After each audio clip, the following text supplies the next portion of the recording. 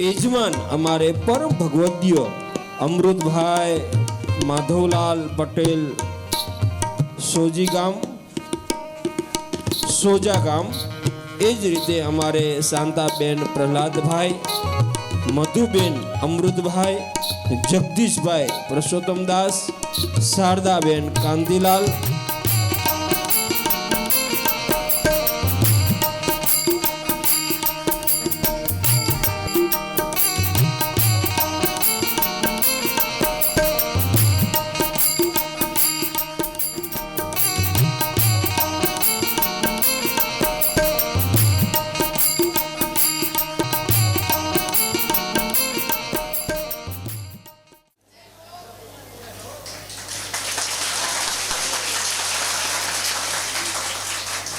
मैं तमिल में बोले हिंदी में बोले। पंकज उजास का एक गाना है, सबको मालूम है मैं शराबी नहीं, फिर भी कोई पिलाया तो मैं क्या करूं। भाई हमारा हिंदी में बोलने का नहीं आता है, लेकिन महाराज जी का वाणी सुनने के बाद में मैं भी बोलना चालू हो गया, मैं क्या करूं। आप देखिए हमारा नाम मुरलीधर है,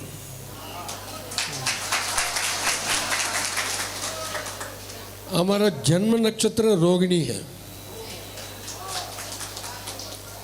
और हमने कृष्ण जन्माष्टमी के दिन में फायदा हुआ है और हम घर में 8 माह भाई हैं।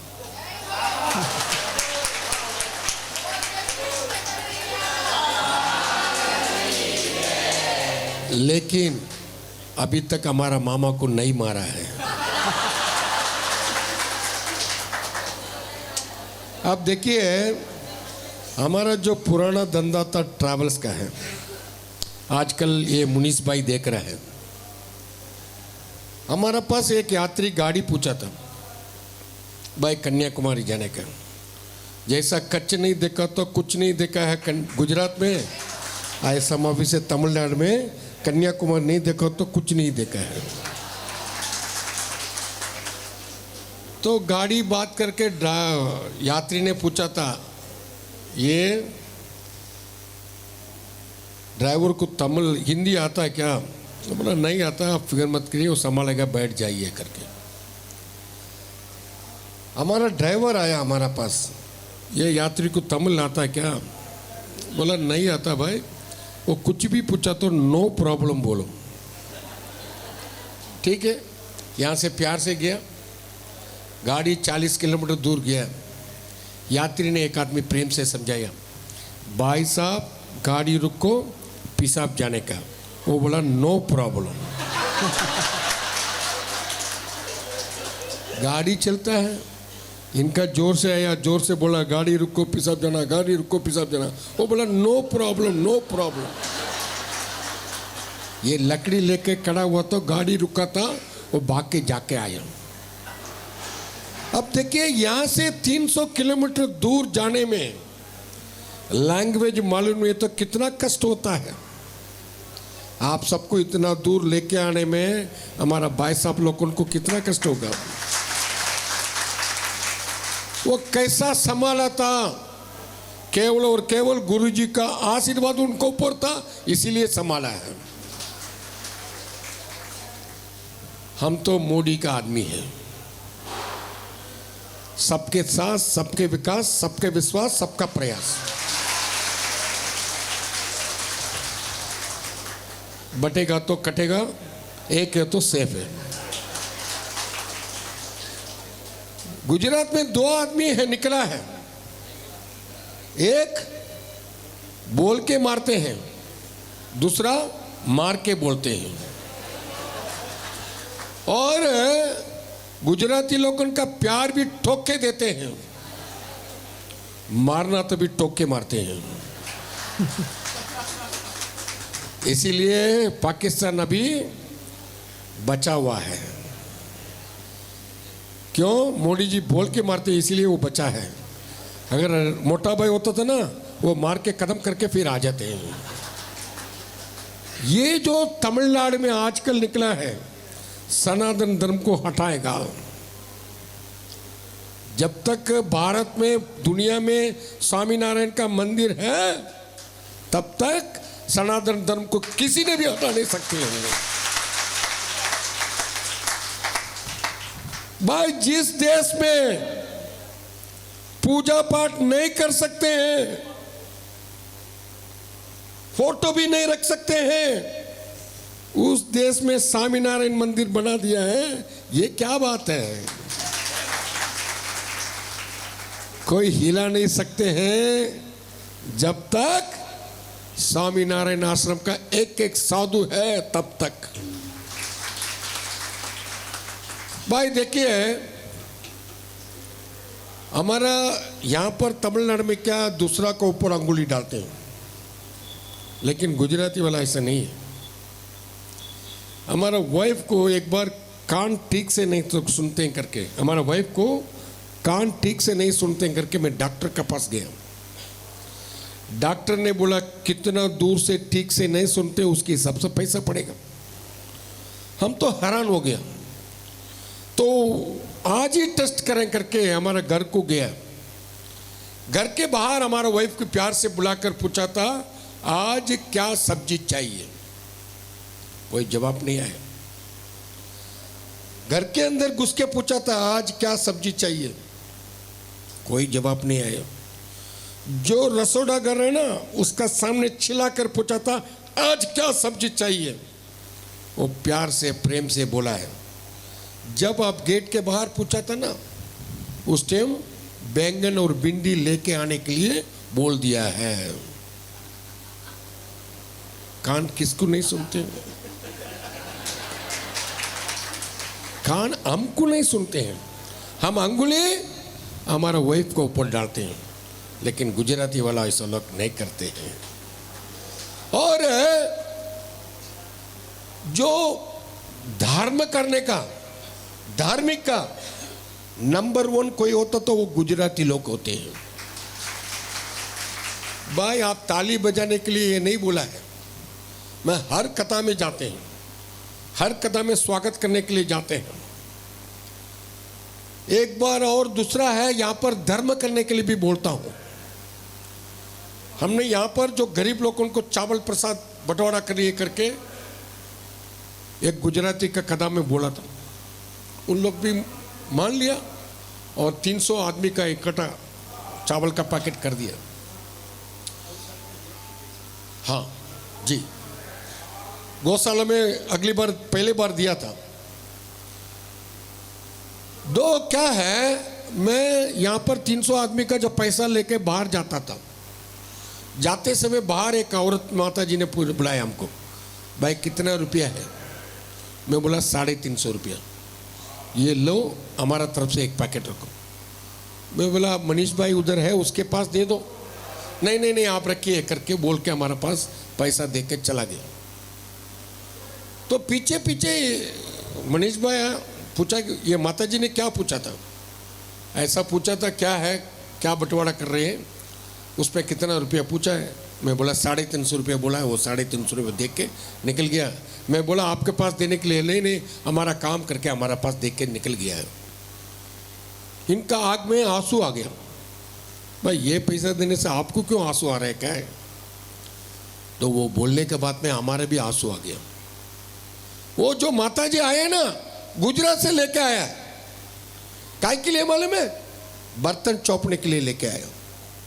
उनका रोज का तंगा 250 रुपया है।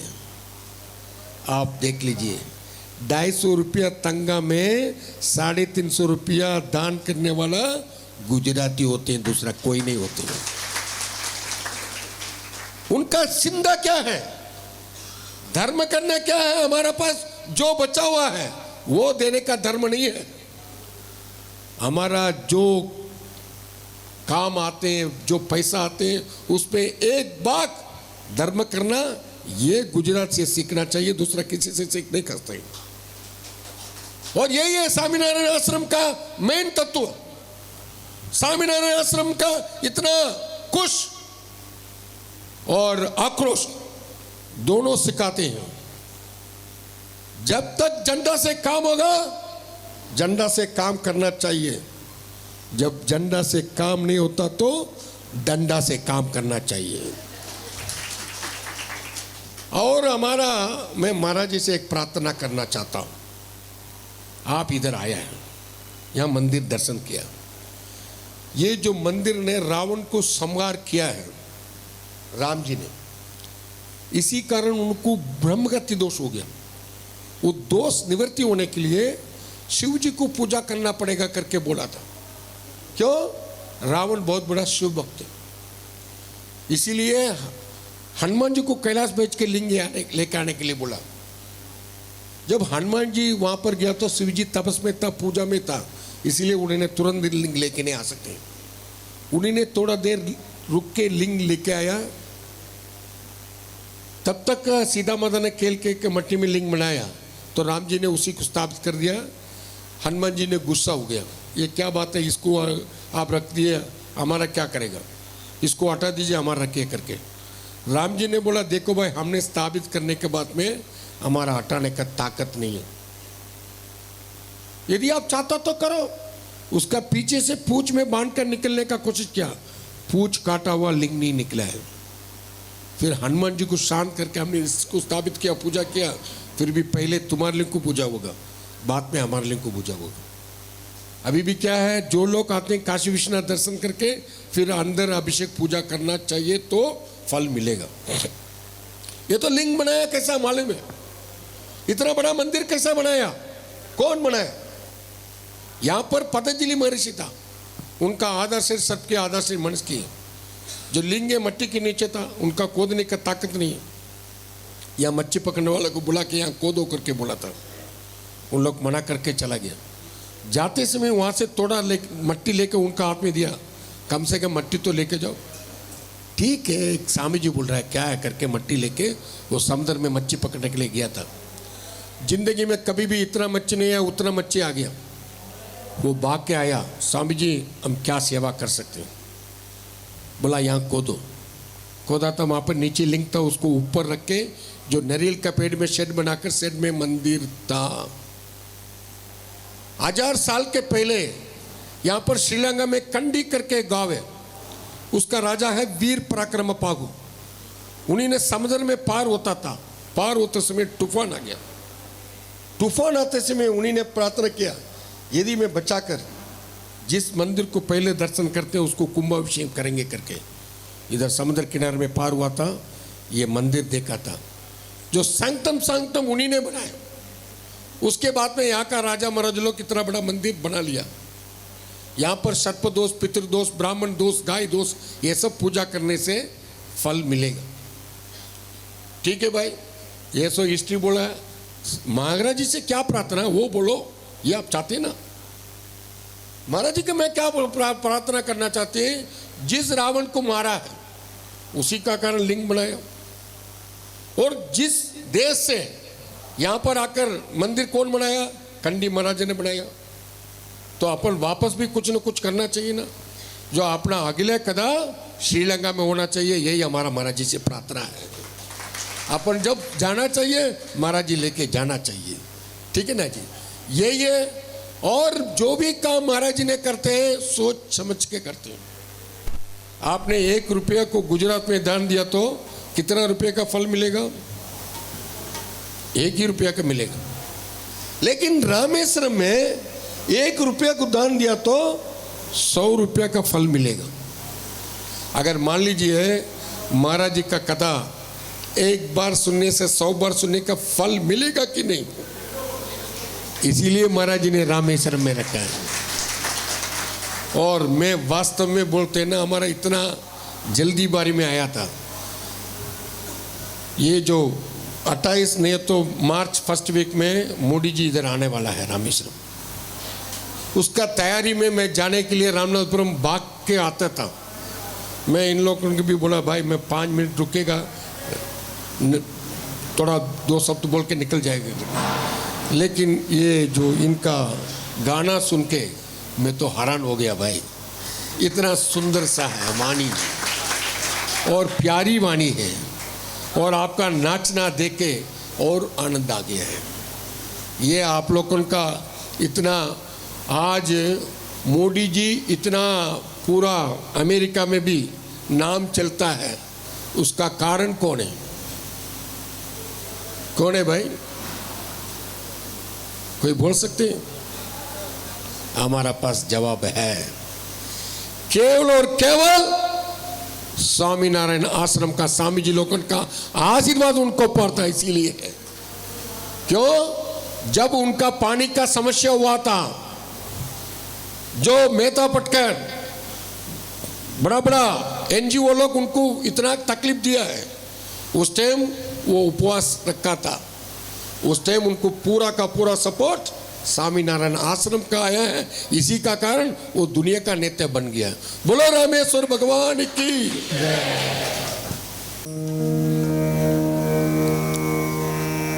इष्टदेव परात्पर पूर्ण पुरुषोत्तम परब्रह्म भगवान श्री स्वामीनारायण महाप्रभु એ જ ભગવાન શ્રી સ્વામિનારાયણે સ્વહસ્તે પોતાની બાથમાં લઈ વિશ્વના સૌ પ્રથમ શ્રી સ્વામિનારાયણ મંદિરની અંદર બિરાજિત કરેલ સમગ્ર ભરતખંડના રાજા ધીરાજા શ્રી નરનારાયણ દેવ નરનારાયણ દેવનું પ્રવર્તિત આ ભારતખંડની પવિત્ર ભૂમિઓમાંથી સર્વશ્રેષ્ઠ સર્વોત્તમ તીર્થધામ શ્રી રામેશ્વર તીર્થભૂમિને આંગણે આયોજિત સપ્તદિનાત્મક શ્રી રામચરિત માનસ જ્ઞાન યજ્ઞની અંદર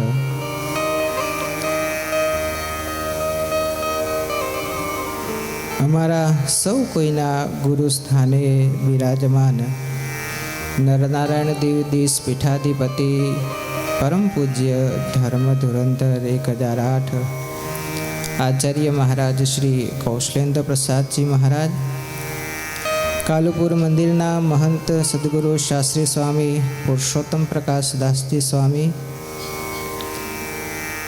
વડીલ ગુરુતુલ્ય કથાના દ્વિતીય વક્તા પૂજ્ય સદગુરુ શાસ્ત્રી સ્વામી રામકૃષ્ણદાસજી સ્વામી, તમામ સંતોના રૂડા આશીર્વાદ.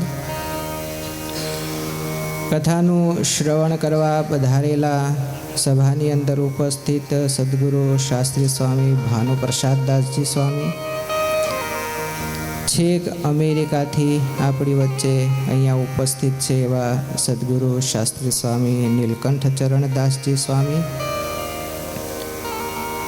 વડતાલથી સદગુરુ શાસ્ત્રી સ્વામી દિવ્ય સ્વરૂપદાસજી સ્વામી, પાર્ષદવર્ય શ્રી મહેન્દ્ર ભગત, ગિરનારી મંડળ દ્વારા આયોજિત આ કથામાં જેણે યજમાન શ્રીનો લાહવો લીધો છે એવા પરમ ભક્ત શ્રી સોમાભાઈ પરસોત્તમદાસ પટેલ, પરમ ભક્ત સવિતાબેન સોમાભાઈ પટેલનો સમગ્ર પરિવાર, સંગીતજ્ઞ મિત્રો, દૂર સુદૂરથી તીર્થયાત્રા અને કથાનો લાભ લેવા પધારેલા દરેક ભક્તોને ભાવથી જય સ્વામિનારાયણ, જય શ્રી રામ, જય શ્રી કૃષ્ણ, જય માતાજી, હર હર મહાદેવ. બાકી છે કોઈ?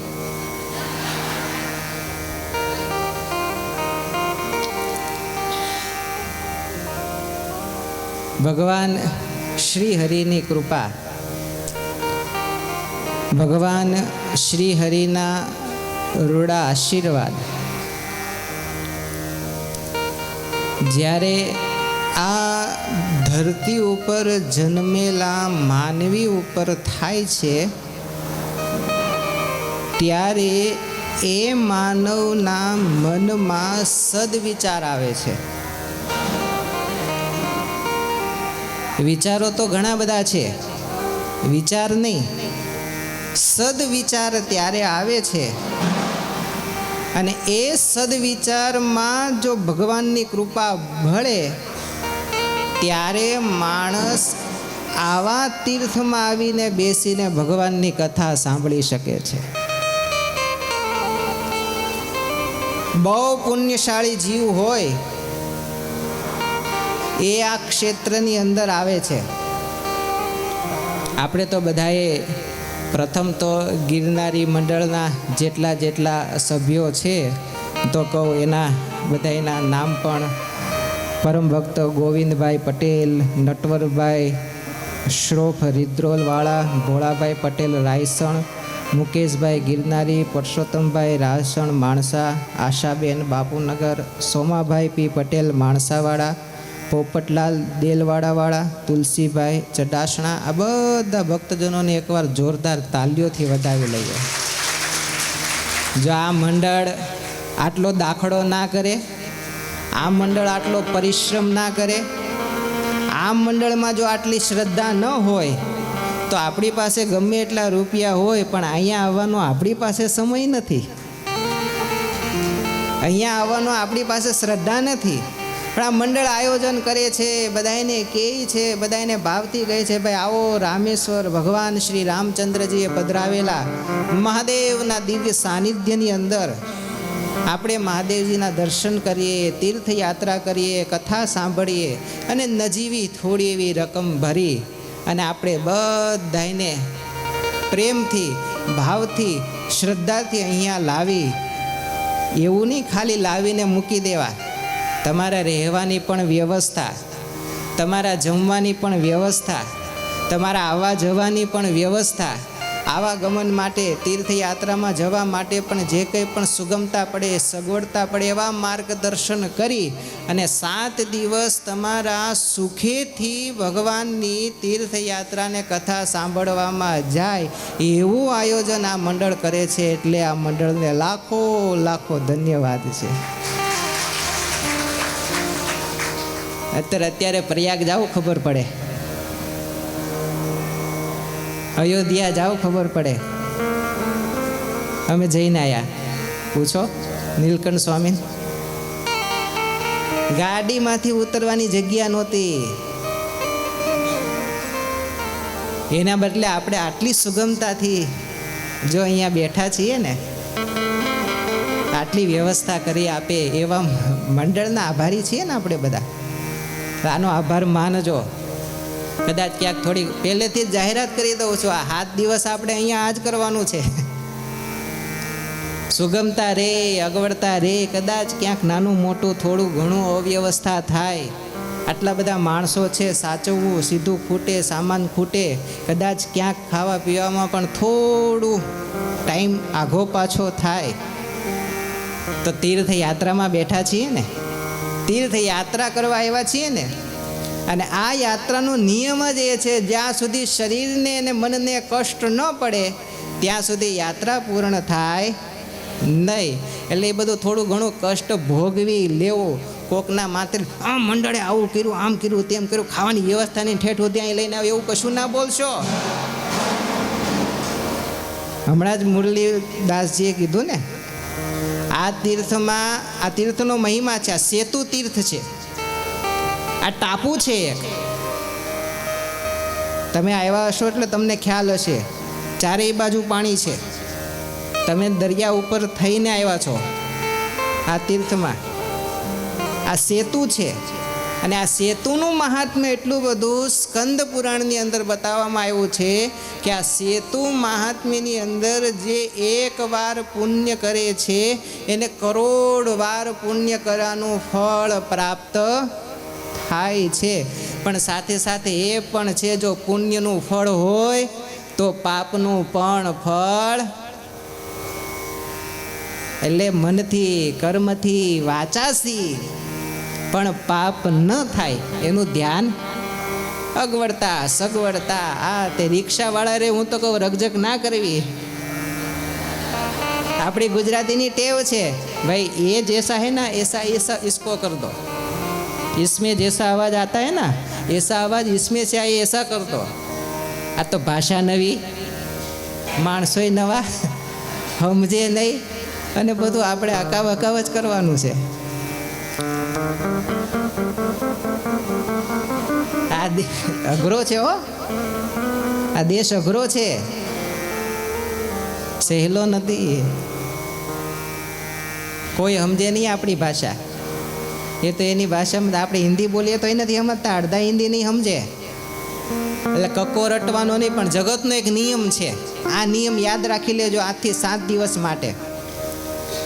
વાણી ન સમજાય, વાત ન સમજાય, પણ હાવ ભાવ તો સમજાય જ.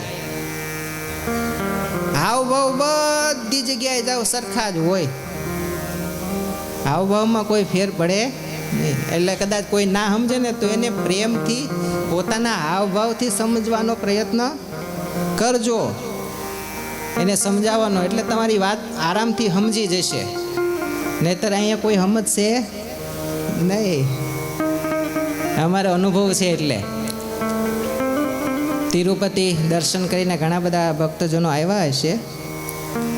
તિરુપતિમાં અમારે સંસ્કૃતનો અભ્યાસ કરતા ને તો ત્યાં સ્પર્ધા હતી, અને સ્પર્ધામાં અમે ગયેલા 3-4 દિવસ ત્યાં રોકાવાનું હતું. હવે સંતો હોય એટલે બહુધાએ અમારે રસોડું તો અમારી સાથે જ લઈ જવાનું, તો સ્વયં પાકી થઈ અને રસોડું બનાવવાનું હોય છે. હવે ટાંકણે જ બધું તો લીધું, પણ રાઈ જીરું ભૂલી ગયેલા. ઘણી વખત ઉતાવળમાં એવું થાય, કંઈક ભૂલાઈ જવાય. હવે એ દેશમાં સવારના પોરમાં રાઈ જીરું ગોતવા નીકળ્યા.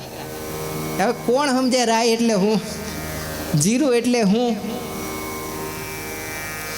4-5 દુકાને ફરી વળ્યા, રાઈ જીરું હવે આમાં આપણે શું સમજવું? હા ના જવા દો, શું કહે છે ખબર જ ન પડે. પછી એક જગ્યાએ ગયા, પછી કીધું કે હવે આપણે આને કહેવું ને કે રાઈ જીરું જોઈએ છે, તો સમજવાનું તો છે જ નહીં. આને કંઈક એવી ભાષામાં સમજાવી કે એને ખબર પડે. અમારે યાર એક સ્વામી હતા, તો કે કયો તમ તારે વાંધો નહીં. એટલે મેં કીધું કંઈ વાંધો નહીં, હેડો. એટલે પાછે ગયા ને કીધું ભાઈ આવો કમ. એટલે આવ્યો. મેં કીધું ગેસ ચૂલા આગ પતિયા કડાઈ તેલ એને અંદર નાખવાથી, મેં કીધું એમ તેલમાં નાખવાથી છૂમ થાય ને. હો હા, રાઈ જીરું મીઠું હળદર ચટણી બધું લઈ આવ્યો. આમાંથી જોઈએ એ રાખી લો કે, તમારે જે જોઈએ આમાંથી રાખી લો કે. મળી ગયું ને. ભાષા ના સમજે, તમારા હાવ ભાવ, તમારી પ્રતિક્રિયા એ તો જરૂર સમજે જ. આ ભારતની મહત્તા જે છે, ભારતના દેશમાં રહેવાની મહત્તા જે છે, ગમે ત્યાં જાઓ તમે, વાણી બદલાઈ જાય, શબ્દો બદલાઈ જાય, બોલ બદલાઈ જાય, પણ હાવભાવ ક્યારેય કોઈના બદલાતા નથી. એટલે પ્રેમથી, શ્રદ્ધાથી આ તીર્થની અંદર આવ્યા છીએ. આવા મહાન તીર્થની અંદર ભગવાનના દર્શન કરવા માટે, ભગવાનની તીર્થયાત્રા કરવા માટે જ્યારે આવ્યા છીએ, ત્યારે મંડળને તો ધન્યવાદ છે, પણ સાથે સાથે આપણે યજમાન પરિવારને પણ ધન્યવાદ આપીએ. તમને બધાને અહીંયા લાવી અને ભગવાનની કથા વાર્તાનો યોગ જેમણે અપાયો છે, એવો સોમાભાઈનો સમગ્ર પરિવાર, એને પણ આપણે એકવાર જોરદાર તાલીઓના નાદે વધાવી લઈએ. પરમ ભક્ત શ્રી સોમાભાઈ પરસોત્તમદાસ પટેલ, પરમ ભક્ત સવિતાબેન સોમાભાઈ પટેલ. સવિતાબેન ધામમાં ગયા ને, જગન્નાથપુરી તીર્થયાત્રાની યાત્રા કરીને પછી એમનો સંકલ્પ હતો ને રામેશ્વરનો. આપણે એમ કહીએ કોઈના પાછળ કથા બેસાડીએ તો એ જીવની સદગતિ થાય, પણ મારું માનવું, મારું પર્સનલી, વ્યાસપીઠની મારું માનવું પર્સનલી એવું છે કે કોઈના પાછળ કથા બેસાડીએ ને એની સદગતિ થાય એવું નથી. જેની સદગતિ થઈ હોય ને એની પાછળ જ કથા બેસે. એના નિમિત્તે જ કથા બેસે. બાકી સદવિચાર આવો કોઈ દિવસ એના પરિવારને કોઈ માણસોને નથી આવતો. જેના વિચારો સારા હોય, જેની શ્રદ્ધા સારી હોય, જેની ગતિ સારી હોય, એની પાછળ જ આવી દિવ્ય ગાથાઓ ભગવાનની ગવાતી હોય છે. એવા અક્ષર નિવાસી પરમ ભક્ત સવિતાબેન, એમના પરિવારના બધા જ પુત્રો રાજુભાઈ, વિનુભાઈ, મુકુંદભાઈ, પ્રવીણાબેન, નયનાબેન, ગીતાબેન, કુંજ, રિદ્ધિ, આકાશ, જીનલ, માનવ, ભૂમિ, માનસી, ખુશી અને અંશિવ, આ બધા જ યજમાન પરિવારને પણ આપણે એકવાર જોરદાર તાલીઓથી વધાવી લેશું. ખૂબ સરસ ઠાકોરજીની દિવ્ય ગાથાઓ એમણે શ્રવણ કરવાનો પણ લાભ લીધો છે અને શ્રવણ કરાવવાનો પણ લાભ લીધો છે. ભગવાનની કથા બહુધાએ એક સંવાદમાં હોય છે. એક વક્તા હોય છે અને એક શ્રોતા હોય છે. કેન્દ્રમાં બે જણા હોય છે, પણ એ શ્રોતાના પ્રશ્ન અનુસાર, શ્રોતાની શ્રદ્ધા અનુસાર, શ્રોતાની ભાવના અનુસાર જ્યારે વક્તા ભગવાનની કથા કરતા હોય છે ત્યારે એ કથામાં ખાલી શ્રોતાનું શ્રેય અને પ્રેય થાય એટલું નહીં, પણ એ કથામાં બેઠેલા જેટલા ભક્તજનો હોય, જેટલા સાધુઓ હોય, જેટલા દિવ્યાત્માઓ હોય, એ તમામનું શ્રેય અને પ્રેય કરનારી આ ભગવાનની કથા છે. એટલા માટે હવે તમે આ તીર્થમાં આવ્યા છો, તમે જેટલી કથા સાંભળશો, તીર્થયાત્રા કરશો, એનું 2% પુણ્ય આ પરિવારને ઓટોમેટિક ખાતામાં જમા થઈ જશે. આ નિમિત્ત બન્યું છે, કેન્દ્રમાં છે. ગિરનારી મંડળ આયોજિત છે, પણ એના કેન્દ્રમાં સોમાભાઈનો આ પરિવાર છે. એટલે આ બધા ભક્તજનોને પણ, અને આપ બધાય થાકીને ટ્રેનમાં બધે ફરી કરીને આવ્યા છો, કેટલી જગ્યાએ ફરતા ફરતા 36 કલાકની ટ્રેન છે લગભગ, છે ને 48, ઓહો જાજુ થઈ ગયું. અમદાવાદથી 48 કલાક, બોલો 48 કલાક ટ્રેનમાં આવી, પાછા અહીંયા આવી, નાહી ધોઈ અને નાસ્તો કરીને તમે બધા કથામાં બેઠા છો, એ બદલ તમને પણ ધન્યવાદ છે. આટલું બધું થાકીને કથામાં બેઠા છો અને પાછા નાચતા હતા ખરા. પોથી યાત્રામાં તો ભગવાનનું સ્વરૂપ છે ને માથે. ભાગવતજીનો પ્રથમ શ્લોક બધાયના મનમાં યાદ આવે, લગભગ બધાયને ખબર હશે.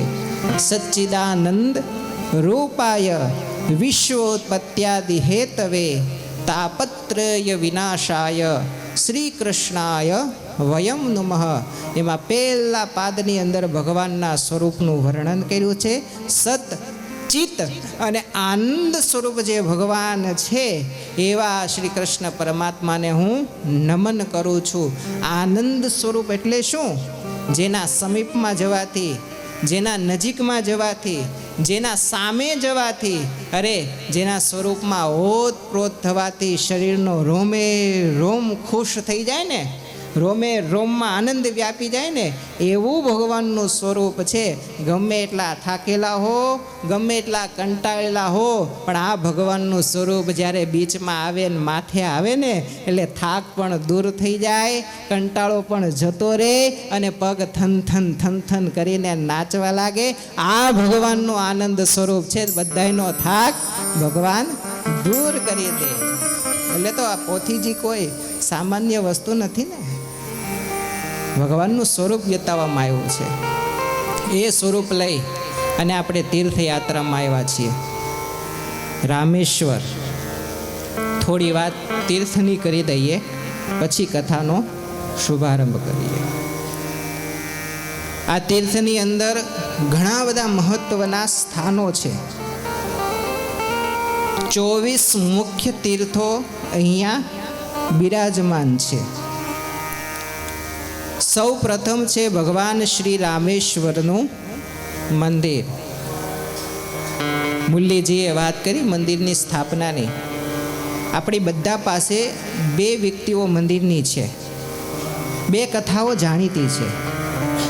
એક કથા એવું કહે છે કે જ્યારે ભગવાન રામચંદ્રજી લંકામાં યુદ્ધ કરવા માટે જવાના હતા, ત્યારે એ યુદ્ધમાં વિજય માટે ભગવાને જે શિવજીની પૂજા કરેલી, એ શિવજીની સ્થાપના કરેલી, એ આ રામેશ્વર સ્થાન છે, જેમાં રાવણ આવ્યા હતા.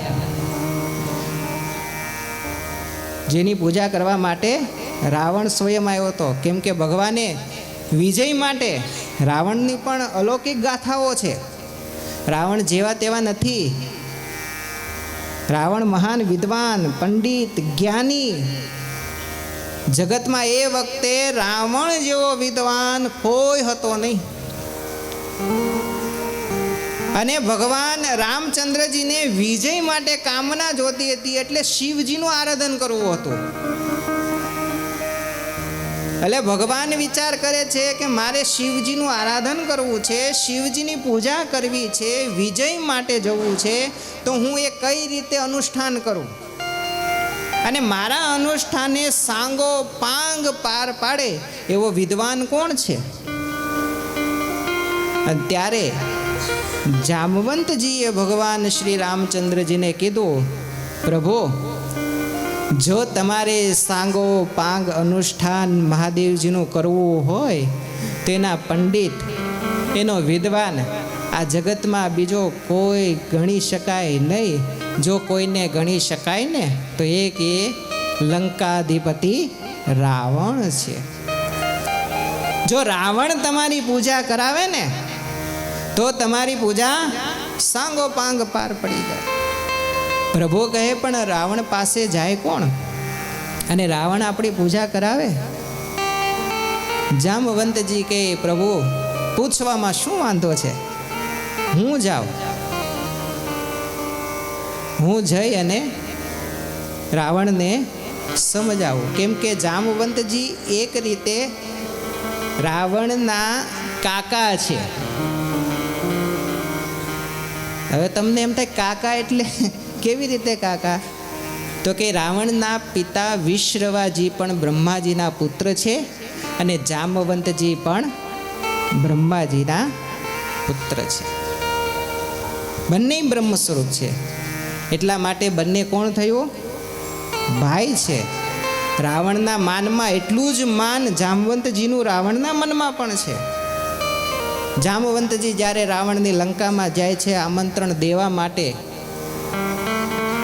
ઋત્વિજ બનાવવા માટે, ત્યારે એમની પૂજા સાદર સાંગોપાંગ પૂજા કરી અને જામવંતજીને બેહાડે છે. અને જામવંતજીને પૂછે છે, ચોખવટ નથી કરતા. જો સાંભળજો કથા, થોડું માઇકમાં મને હજી થોડું મેળ ન થાવ તો કદાચ તમને હરખું સંભળાય તો વાંધો નહીં, બપોરે પછી થોડું સેટ કરી લેશું.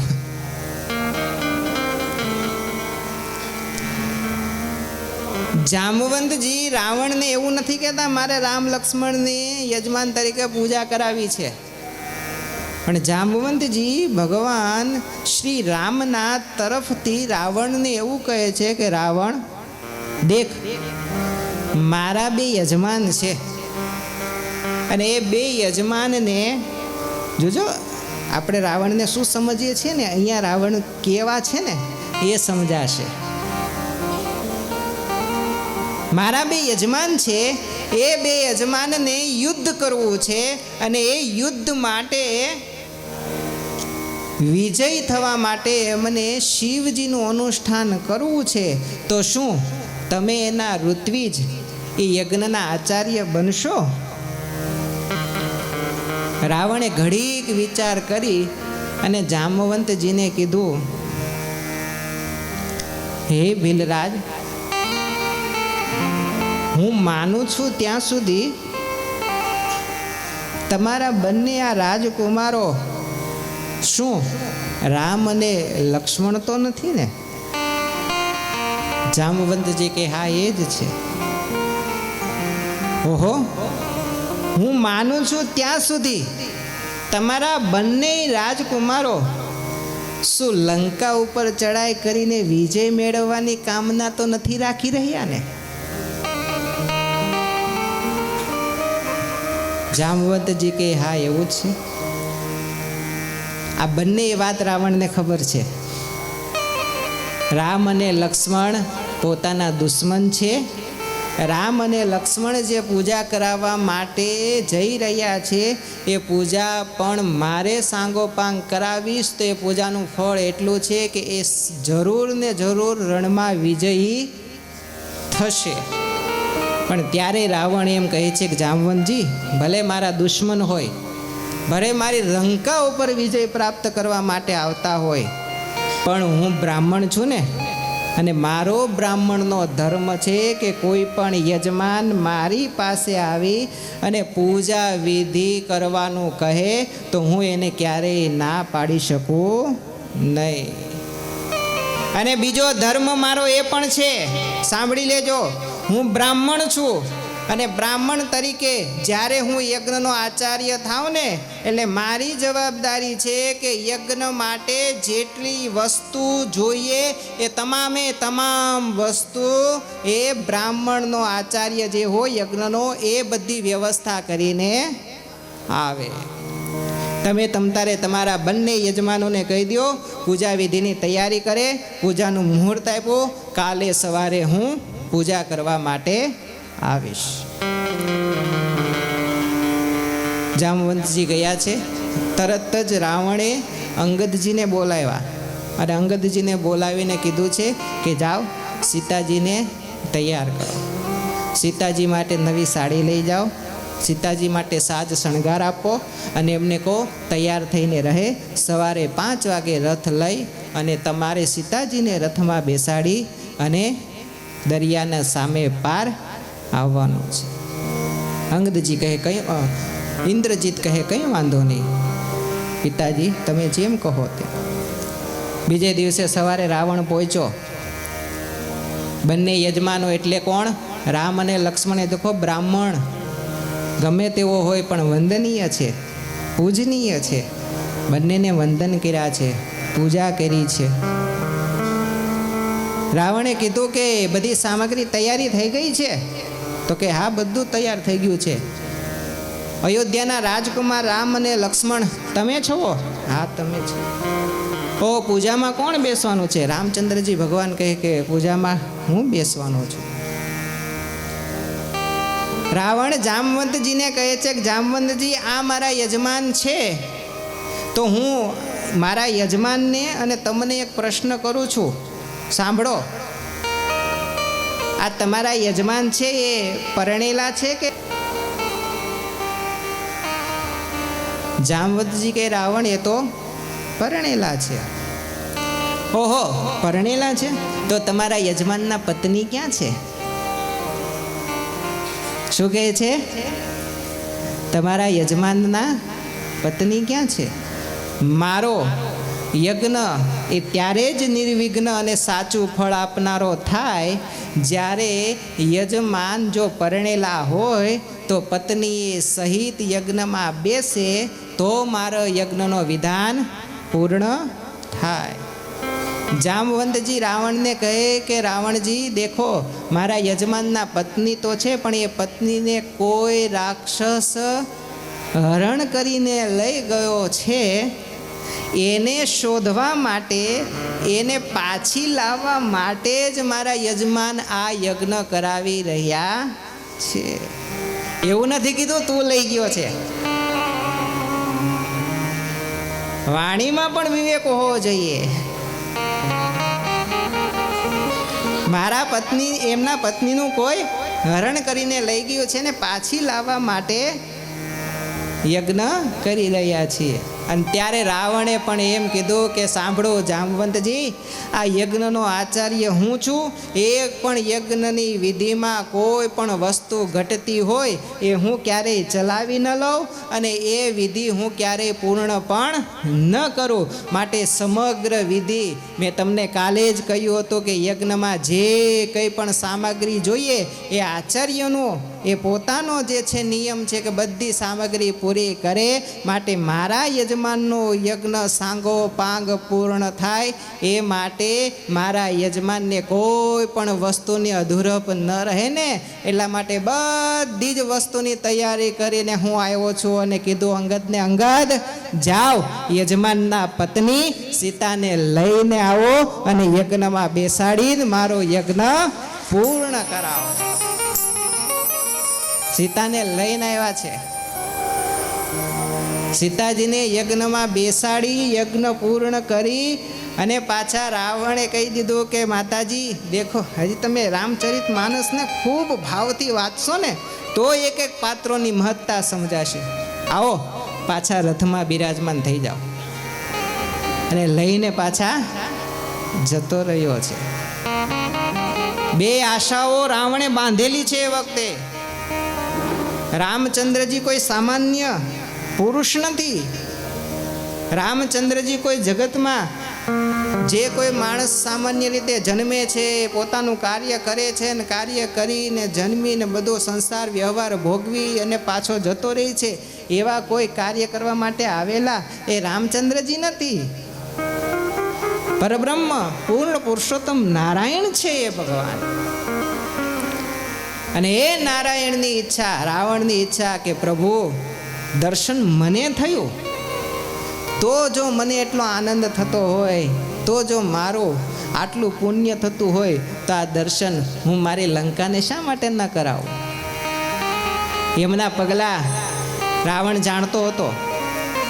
આજ રામચંદ્રજી છે જેના પગલાની એક અંગૂઠાની સેજ અણી જો એક પથ્થરને અડીને તો એ પથ્થર રૂપે રહેલી વર્ષોથી પીડાતી અહલ્યા પથ્થરમાંથી જળમાંથી પરિવર્તિત થઈ અને ચેતનવંતી બની અને પતિલોકમાં ગઈ હોય એ રામચંદ્રજીના પગલાં જો મારી લંકાની અંદર થાય ને તો મારી લંકામાં રહેલા અનેક રાક્ષસ વૃત્તિવાળા મારા જેટલા સૈનિકો, જેટલા ભાઈઓ, જે કોઈ પણ છે ને એ બધાને પણ પરમધામની પ્રાપ્તિ થાય. એટલે રાવણ કહે લંકામાં તો આવવું જ પડશે. પાછા લઈને ગયા છે. એ પૂજા કરી ત્યારબાદ ભગવાન ગયા છે આ સમુદ્ર સેતુ બંધ, જે સેતુનું બંધાણ થયું છે ને, તમે લગભગ વિડીયોમાં એ બધું સેતુ જોયું હશે. પણ એ વખતે એવું કહેવાય છે કે જે રામચંદ્રજી ભગવાને નલ દ્વારા સમુદ્ર ઉપર સેતુ બંધાવ્યો હતો, એ સેતુ કેવડો મોટો હતો. એ સેતુ 3 જોજન પોળો હતો. 3 જોજન પોળો એટલે 1 જોજન એટલે કેટલા કિલોમીટર થાય? 12 કિલોમીટર એટલે 1 જોજન થાય. 3 એટલે 12 તેરીને 36 કિલોમીટર લાંબો આમ પોળો આ સેતુ હતો. અને લાંબો તો 100 જોજન ઠેર લંકા સુધી જયેલા. 100 જોજન લાંબો અને 36 કિલોમીટર પોળો એ સેતુ બંધાવેલો છે. હવે બીજી વાત, થોડું મહિમા છે એટલે તમે જશો ને તમને દેખાશે એવી જ વાત કરીશ. બાકી તો તીર્થો તો ઘણા બધા છે. તમે ધનુષકોટી તીર્થ છે અહીંયાથી. જે ધનુષકોટી તીર્થનું નિર્માણ ભગવાન રામચંદ્રજીએ કરેલું છે. શા માટે? તો એની વાત એવી છે કે જ્યારે યુદ્ધ કરીને પાછા આ બાજુ આવ્યા અને ત્યારે વિભીષણજીએ ભગવાનને કીધું કે પ્રભુ તમે રાવણને તો મારી નાખો, તમે લંકાનો રાજા તો મને બનાવી દીધો, હવે તમે તો અહીંયાથી અયોધ્યા નગરી જતા રહેશો. હું આ લંકાનો રાજા અને હું રાજ ચલાવીશ. હું રહ્યો તમારો ભક્ત, મારામાં એવી શક્તિ નથી, મારામાં એવું બળ નથી. કદાચ આ પુલના માર્ગે કરી અને ઘણાય અસુરો આવી, લંકા બહુ દેખાવડી અને રૂપાળી છે, આ લંકાને લૂંટવાનો પ્રયત્ન કરે તો હું એને વારી શકું એટલો સક્ષમ છું નહીં. તમે લંકા સુધી આવવાનો આ માર્ગ સુગમ કર્યો છે, માટે કંઈક મારા ઉપર દયા અને કૃપા કરો.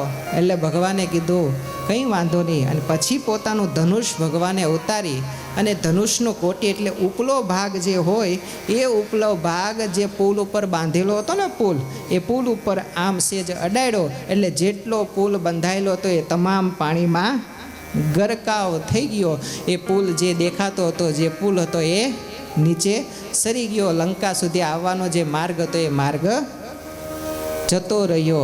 એટલે ભગવાને કોટીથી, પોતાના ધનુષની કોટીથી જે જગ્યાએ પુલને પાણીની અંદર ગરકાવ કરી દીધો એટલે એ તીર્થનું નામ પડ્યું છે ધનુષકોટી તીર્થ. એ ધનુષકોટી તીર્થ છે. એટલે એક એ ધનુષકોટી પછી જશો ને એટલે એક બાજુ જોજો તમે, એક બાજુ હિન્દ મહાસાગર છે અને એક બાજુ બંગાળની ખાડી છે. પણ બંગાળની ખાડીમાં મોજા ધબધબાટી બોલાવતા હશે. મોજા ધબધબાટી આમ તમે જુઓ ને દરિયો કેમ ઘૂઘવાટા મારતો હોય એમ ઘૂઘવાટા મારશે. જ્યારે બીજી બાજુ જોશો ને તો હાવ શાંત અને નિર્મળ દરિયો હશે. કદાચ કોઈ જઈ આવ્યા હોય તો મને ખ્યાલ નથી, પહેલાં કદાચ કોઈ આવ્યા હોય તો એણે એ તીર્થના દર્શન કર્યા હોય તો આ અનુભવ કરજો. એક બાજુ દરિયો ઘૂઘવાટા મારે છે અને એક બાજુ શાંત છે. આગળ જાઓ પાણી તો બે એક જ છે. તો આમ કેમ છે? આવું શા માટે છે? આ કથાઓ એટલે છે કે આપણે ભગવાનનું જે મહત્ત્વ છે ને, ભગવાનની જે લીલાઓ છે ને, જે તીર્થનો મહિમા છે ને, તીર્થનો મહિમા આપણને સમજાવે છે. જ્યારે પુલ બંધાતો હતો ને ત્યારે ભગવાન રામચંદ્રજી, સુગ્રીવ, લક્ષ્મણજી, હનુમાનજી અને વિભીષણજી આ 5 જણા બેસી અને યુદ્ધની ચર્ચા કરી રહ્યા હતા કે સીતાજીને કઈ રીતે લાવશું, યુદ્ધ લડવામાં આપણે કેવી રીતિઓ, કેવી રણનીતિઓ ઘડશું, શું શું કરશું. આ ચર્ચા જ્યારે કરતા હતા એ વખતે દરિયો છે એ દરિયો જોર જોરથી પોતાના મોજા ઉછાળતો હતો. મોજા ઉછાળે એટલે શું થાય? અવાજ આવે. અવાજ આવે એટલે ડિસ્ટર્બ થાય. એકાંત ચર્ચા ચાલી રહી છે. આ એકાંત ચર્ચામાં દરિયો વારા ઘડીએ ડિસ્ટર્બ કરે છે પ્રભુને. કોઈની વાત કોઈને સાંભળવા દેતો નથી. એટલે ભગવાને થયું કે એકવાર ક્રોધ કરીને સમજાવ્યું છતાંય પણ આ સમજતો નથી, આને ફરી સમજાવવો પડશે. એટલે ભગવાને પછી ત્યાં બેઠા બેઠા એક કરડી દ્રષ્ટિ દરિયા ઉપર કરી કે એકવાર માફ કરી, નહીતર મારું અમોઘ ધનુષ છે, એકવાર જે બાણ ચડે ને એ ક્યારેય પાછું વળતું નથી. પણ છતાંય તેના ઉપર દયા કરી, કૃપા કરીને બાણ તારી અંદર રહેલા રાક્ષસોને મારવા માટે મેં ચલાવી દીધું, પણ તારા ઉપર એનો પ્રહાર નથી કર્યો. હવે એ બાણનો પ્રહાર કરતાં મને વાર લાગશે નહીં. અને જ્યાં ભગવાને એ વિચારે થોડી કરડી દ્રષ્ટિ કરીને દરિયો ફરી ગભરાય અને ત્યાં શાંત થઈ ગયો. એટલે એનું નિર્મળ જળ, સેજ પણ અવાજ નથી. તમે જોજો, જાઓ ને આ નિરીક્ષણ કરજો. એક બાજુ હાવ શાંત છે અને એક બાજુ ઘૂઘવાટા કરતો દરિયો છે. ભગવાને પોતાની દ્રષ્ટિથી એ દરિયાને ત્યાં શાંત કરેલો છે. મંદિરની અંદર જશો, વિશ્વના સૌથી મોટા નંદીના દર્શન થશે. મહાદેવજીના આગળ કોણ હોય? નંદી હોય ને. મોટામાં મોટા નંદી છે. એવડા નંદી આખા વિશ્વમાં તમે ફરી આવો ક્યાંય જોવા મળશે નહીં. એ નંદી શેનું પ્રતીક છે? સ્વયં પોતે ધર્મરાજ, જેને આપણે ધર્મરાજા કહીએ છીએ ને, એ ધર્મરાજે અહીંયા શિવજીનું તપ કરેલું. અને એ શિવજીનું તપ કરીને શિવજી પ્રસન્ન થયા ત્યારે શિવજીની અચળ અવિચળ ભક્તિ ધર્મએ માગી અને ધર્મએ એવું કીધું કે મને તમારું વાહન બનાવો. અને શિવજીએ જ્યારે ધર્મરાજાને પોતાના વાહન તરીકે ત્યાં સ્વીકાર કર્યો ને એટલે એ ધર્મરાજ ત્યાં જ બળદ પોઠિયાનું રૂપ લઈ અને શિવજીના વાહન બન્યા અને શિવજી એના ઉપર સવારી કરીને પછી કૈલાસ ગયા. એના પ્રતીક સ્વરૂપે જ્યાં ધર્મરાજા અહીંયા શિવજીનું પોઠિયા તરીકે વાહન બનેલા, એના પ્રતીક સ્વરૂપે અહીંયા પોઠિયો મોટામાં મોટો પધરાવવામાં આવેલ છે. એ તો હું તો તીર્થની વાત કરવા બેસો, રામેશ્વરની કરતાં 7 દિવસ થાય એવી છે. આ સામાન્ય તીર્થ નથી. ભગવાન યુદ્ધ કરીને આવ્યા, રાવણને માર્યું છે, બ્રહ્મહત્યા લાગી છે. બાપજીએ વાત કરી, મુરલીદાસજીએ, એ બ્રહ્મહત્યાનું પાપ શિરે ના ચોટે, બ્રહ્મહત્યાના પાપથી છૂટવા માટે પ્રભુએ શિવજીનું અહીંયા સ્થાપન કર્યું છે. કીધું હનુમાનજીની વાત છે. હનુમાનજીને શિવલિંગ લેવા માટે મોકલેલા કૈલાસમાં પ્રભુએ. કૈલાસમાં હનુમાનજી ગયા, શિવજી દેખાણા નહીં, એટલે હનુમાનજીએ શિવજીનું આરાધન કરવા માટે સમય લાગ્યો. આ બાજુ ઋષિઓએ કીધેલું કે પ્રભુ ઘડી શ્રેષ્ઠ છે, આટલો જ ઘડીનો, 2 જ ઘડીનો સમય હતો. આ 2 ઘડીના સમયમાં જ શિવલિંગનું સ્થાપન થઈ જવું જોઈએ. એટલા માટે સમય વીતી રહ્યો હતો. એટલે ઋષિઓએ કીધું કે હનુમાનજી આવ્યા નથી પ્રભુ, સમય વીતે છે, કંઈક કરો, નહીંતર આ સમય વીતી જશે તો આવો સમય ફરીવાર આવશે નહીં. એટલે પછી સીતાજીને કહી અને રેતનું લિંગ બનાવી અને સ્થાપન તે વખતે કરી, પૂજા કરી, અને જે સ્થાપના પ્રતિષ્ઠા વિધિ ચાલી રહી હતી ને એ જ વખતે હનુમાનજી મહારાજ શિવલિંગ લઈને આવ્યા. હનુમાનજી મહારાજે જોયું કે શિવલિંગની પૂજા થઈ ગઈ છે, સ્થાપના થઈ ગઈ છે, પ્રતિષ્ઠા થઈ ગઈ છે, અને મને શિવલિંગ લોકો, કૈલાસ ક્યાં? આ દક્ષિણનો છેડો અને ઓલો ઉત્તરનો છેડો. આપણા મનમાં પણ એવું થાય ને, હવે અહીંયા બેઠા હોય, આમ કહે કે હવે અહીંયા રસોડામાં લોટ નથી તો કોકને મોકલે, જાઓ ને ભાઈ લોટ લેતા હો ને, કંઈક વસ્તુ લેવા મોકલે ગામમાં. હવે ઓલો 10-15 દુકાન ખોળીને મારી જેમ માંડ આવડતું ન હોય ને વિધિથી ઈશારાથી જ બિચારો લોટ લઈને અડધી કલાકે પાછો આવે, અને ત્યાં ખબર પડે કે લોટનો કોથળો કોકના રૂમમાં જતો રહ્યો તો મળી ગયો છે, મળીને લોટ બાંધી લીધો અને કયું થઈ ગયું તો ઓલો પછી આપણને કહે તો ખરો ને, તો લોટ મળી ગયો તો ફોન તો કરાય ને. આ કેટલા ધક્કા ખાધા, જેટલી દુકાને ફેરો તઈ લોટ મળ્યો, આવું કહે ને આપણને. હનુમાનજીએ આ જ કર્યું. ભગવાનને કીધું તમારે રેતથી બનાવેલી શિવલિંગ સ્થાપવી હતી તો મને શા માટે કૈલાસ મોકલો? મને કહી દેવું તો ને રેતનું શિવલિંગ હું બનાવી નાખત. ઠેક કૈલાસ મોકલો ને ત્યાં શિવજી મને ના મળ્યા, એની તપશ્ચર્યા કરવી પડી, ત્યારે મને શિવજીના દર્શન ત્યાં હું શિવલિંગ લઈને આવ્યો.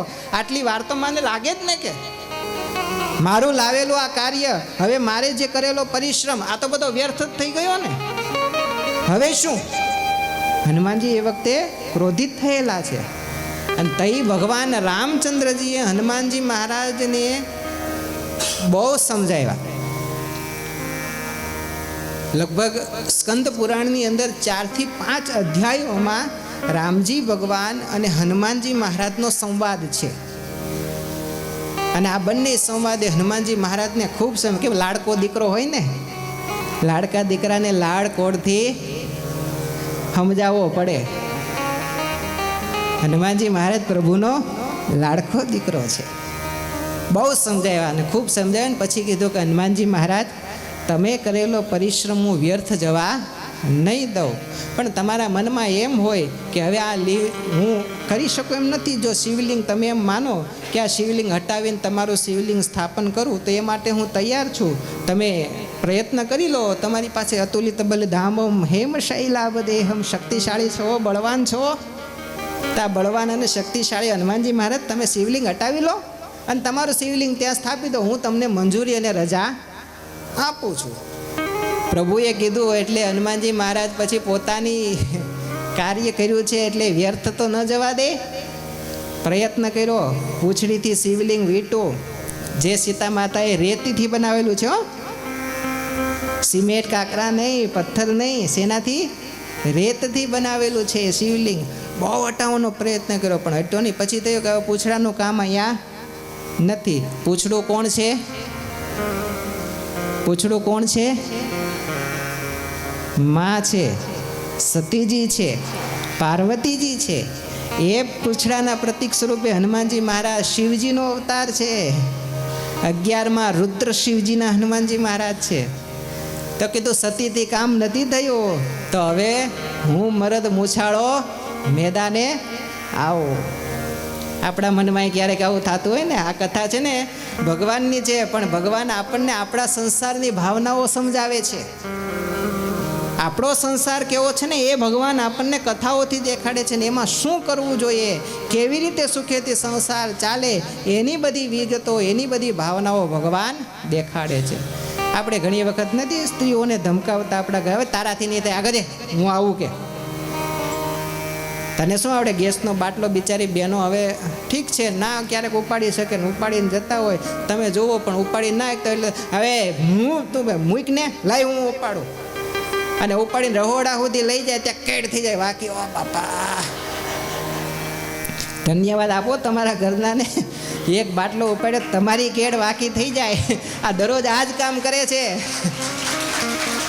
છતાંય દરરોજ એ જ હોશ, દરરોજ એ જ ઉત્સાહ, દરરોજ એ જ ઉમંગથી તમને બધાને પ્રેમથી રાખે, જમાડે, હાચવે. ઘર એકવાર હંજવારી કાઢીને તો જોજો, ઘરમાં વાકા વાકા હાવણી વાળીને તો જોજો. એક રૂમ ખાલી 10 બાય 10નો વાળવો હોય ને તો એ વાળ્યા પછી એમ થઈ જાય, અરે બાપા આ દરરોજ દિવસમાં 3 વાર વાળે છે. આ એ પરિશ્રમની વાત છે. પૂછડાથી શિવલિંગ હટાવ્યું ના હટ્યું એટલે હનુમાનજી મહારાજ કે હવે તું સાઈડ મારે, હવે હું આવું છું. અને પછી હનુમાનજી મહારાજે બાથ ભરી બંને પોતાના હાથથી એ શિવલિંગ હટાવવાનો પ્રયત્ન કર્યો, એવો પ્રયત્ન કર્યો પણ શિવલિંગ સેજે ટચથી મચ થયો નહીં. હનુમાનજી મહારાજ પરસેવેથી રેબ જેબ થઈ ગયા, શરીરની જેટલી શક્તિ હતી તમામ શક્તિઓનો ત્યાં નિચોડ કાઢી નાખ્યો, પણ શિવલિંગ હલ્યું નહીં. થાકેલા હનુમાનજી મહારાજના પછી મનમાં એમ થયું કે આ તો પ્રભુ મારા બળની, મારા અભિમાનની, મેં એક જ પરિશ્રમ કર્યો છે ભગવાન માટે, આ જે અભિમાનનું બળ ભાંગવા માટે ભગવાને આ પ્રયત્ન કર્યો. એટલે પછી જઈને હનુમાનજી મહારાજ ભગવાનના ચરણે ગયા, પ્રભુ ક્ષમ્યતામ ક્ષમ્યતામ એશ, મારી ભૂલને ક્ષમા કરજો, પણ પ્રભુ હવે મારા પર એક કૃપા કરો કે મારો કરેલો પરિશ્રમ સફળ થાય. એટલે ભગવાને એ વખતે હનુમાનજી મહારાજે લાવેલું જે શિવલિંગ છે એ શિવલિંગ ત્યાં બાજુમાં પધરાવી અને એ શિવલિંગની પ્રતિષ્ઠા કરીને ભગવાન રામચંદ્રજીએ કીધું કે રામેશ્વર, આજથી પછી જે કોઈ પણ રામેશ્વર પ્રભુ શ્રી રામના, પ્રભુ શ્રી મહાદેવજીના દર્શન કરવા માટે આવશે એણે પ્રથમ હનુમાનજી મહારાજ તમારા લાવેલા શિવલિંગના દર્શન અને એનું અર્ચન કરવું પડશે. એ કરીને પછી મારી પૂજા કરશે તો જ એને પરિપૂર્ણ રામેશ્વર શિવલિંગની પૂજાની પ્રાપ્તિ થશે. હનુમદેશ્વર મહાદેવ છે હનુમાનજી મહારાજે, પ્રથમ 12 જ છે, તમે જોજો મંદિરમાં દર્શન કરજો, એ 12 જ છે. શિવલિંગના દર્શન કરીને પછી અંદર મહાદેવજીના રામેશ્વર ભગવાનના દર્શન થાય છે.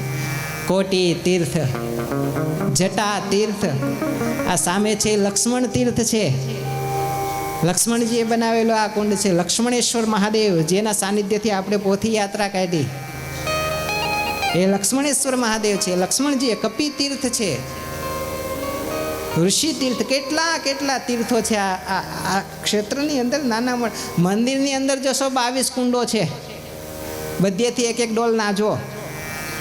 સવારમાં વહેલા પહોંચી જજો 5 વાગે, સ્નાન કરી અને તુરંત મહાદેવજીના દર્શન કરવા જવાનું. એ 22 કુંડનો પણ જ્યાં સરસ્વતીજી, ગયાજી, ગંગાજી, યમુનાજી, આ બધા તીર્થો અહીંયા છે. અને તમને એમ થાય કે સ્વામીજી કદાચ વાતની ખોટી, તમે જોઈ લેજો. પહેલેથી જ હું તો કહું છું, શાસ્ત્રો કહે છે એ હું કહું છું, અને મને અનુભવ છે એ વાત હું કરું છું. એક એક કુંડમાં જજો, એક એક કુંડની ડોલ જ્યારે માથે આવે ને ત્યારે એ ડોલમાં રહેલા પાણીનું તાપમાન માપજો. કેમ કે શરીરને પાણી અડે ને એટલે એનું તાપમાન ખબર પડે, ઠંડુ છે, ગરમ છે, કેવું છે. તાપમાન માપજો. થોડી અંજલી પણ લઈ લેજો, અંજલી લઈ અને ચાખજો, એટલે જીભને પણ ખબર પડે આનો સ્વાદ કેવો છે. જો એકેય કુંડનું પાણી સરખું મળે ને, એકેય કુંડના પાણીનો સ્વાદ એક સરખો દેખાય ને તો કહેજો. એક એક કુંડનો સ્વાદ અલગ છે, એક એક કુંડના પાણીનું તાપમાન અલગ છે, એક એક કુંડનું પાણી પણ સરખું નથી. આ એ વાત બતાવે છે કે જે કુંડમાં જે તીર્થ આવીને સ્થાપિત થયું છે એ તીર્થ કાયમને માટે રામેશ્વર મંદિરની અંદર બિરાજમાન થાય છે. હજારો જગ્યાએ જાઓ અને કદાચ જે ફળ ન મળે રામેશ્વર મંદિરમાં આવીને 22 કુંડમાં સ્નાન કરો ને, બધું જ ફળ ત્યાં પ્રાપ્ત થઈ જાય છે. 22 કુંડોની. હા, ઘણાના મનમાં આમાંથી અત્યારે મહાકુંભ ચાલી રહ્યો છે, અમૃત મહાકુંભ જેને કહેવાય. આ અમૃત મહાકુંભ બધા કહે છે ને 144 વર્ષે આવે. મહાકુંભ તો દર 12 વર્ષે આવે છે, પણ અત્યારે જે ચાલી રહ્યો છે ને અમૃત મહાકુંભ છે. જે ઘડીઓ, જે યોગ, જે નક્ષત્ર, જે તારાઓ, જે દિશામાં, જે રીતે, જે સમયે જ્યાં આવીને જ્યારે અમૃતનું બિંદુ પડ્યું અને જ્યારે આવીને એ જ ઘડીમાં, એ જ દિશામાં, એ જ લાઈનમાં ઊભા રહી છે ને, એ જે સમય છે એ સમય અત્યારે આવ્યો છે. જે વખતે મહાદેવજી એ વખતે અમૃતનો કુંભ લઈને આકાશમાં વિચરણ કરતા ને અમૃતના ટીપાઓ જે પૃથ્વી પર પડ્યા ને, એ સમય જે હતો, એ ઘડી જે હતી, એ દિવસો જે હતા, એ જ દિવસો અત્યારે ચાલી રહ્યા છે. એટલે આને અમૃત મહાકુંભ કહેવામાં આવે છે. મહાકુંભ ખરો, પણ અમૃત મહાકુંભ. પણ આપણા મનમાં એમ થાય આમાંથી કદાચ ઘણાય કદાચ પ્રયાગરાજ નહીં જઈ શક્યા હોય. કેટલા ગયા છે બોલો છીએ? મહાકુંભમાં સ્નાન કેટલાય કર્યું છે? બસ ને, આ જેટલા બાકી છે એ બધા. હે બાપ, તમને કહું છું કદાચ પ્રયાગરાજ ભીડમાં ન જવાય તો ન જજો, કંઈ વાંધો નહીં. અહીંયા રહેલા 22 કુંડમાં સ્નાન કરી લેશો ને, આવા હજારો વર્ષ આવેલા અમૃત કુંભ છે ને એનું સ્નાનનું ફળ પણ અહીંયા પ્રાપ્ત થઈ જશે. આ એ જ તીર્થ છે. આ એ ગંગા, યમુના ને સરસ્વતીનો સંગમ ત્યાં છે ને. કુંડ જજો, ત્રણેય કુંડ બાજુમાં છે. ગંગા, યમુના ને સરસ્વતી, આ ત્રણેય સંગમ અહીંયા પણ રામેશ્વર મંદિરમાં બિરાજમાન છે. એક એક ડોલ માથે ચડાવજો. મહાઅમૃત કુંભનું સ્નાન અહીંયા જ રામેશ્વરમાં જ પણ થઈ જશે. આ છે રામેશ્વર, સહેલું નથી, બહુ ઉત્તમ તીર્થ છે. આ મહાતીર્થ છે. માટે આપણે બધા અહીંયા આવ્યા છીએ. આપણે બધા ભાવથી આ રામેશ્વર ક્ષેત્રની અંદર અગ્નિ પરીક્ષા, અગ્નિકુંડ છે. સીતા માતાએ અગ્નિ પરીક્ષા આપેલી ને, એ અગ્નિ પરીક્ષાનો અગ્નિ કુંડ છે. એ અગ્નિકુંડમાં એટલે કે એ નદી, દરિયાનો કિનારો છે. મંદિરની પહેલી બાજુ, અહીંયાથી મંદિર બહુ દૂર નથી. 20 રૂપિયાવાળા રિક્ષો લઈ જાય, 20 રૂપિયામાં રિક્ષા અહીંયાથી મંદિરે લઈ જજે. એટલે લઈ જાજો, બહુ કચકચ ના કરતા. तेरे को क्या खबर होता है, हम तो गुजरात से आया है, होता है से आटला आगा थोड़ी जवाना है कि 10 रुपया में जाता है, तो केम 20 रुपया लेता है कि ना करशो. हाँ ना, गणे नहीं कचकच करे, रिक्शा रे कचकच चालू करे, बोलो समझे नहीं. बोलो तो समझे ત્યાં શું બોલે છે ને, આપણે ગુજરાતી હિન્દી બધું ભેગો કરીને જવા દઈએ. જય સ્વામી નારાયણ. ના કરશો કચકચ.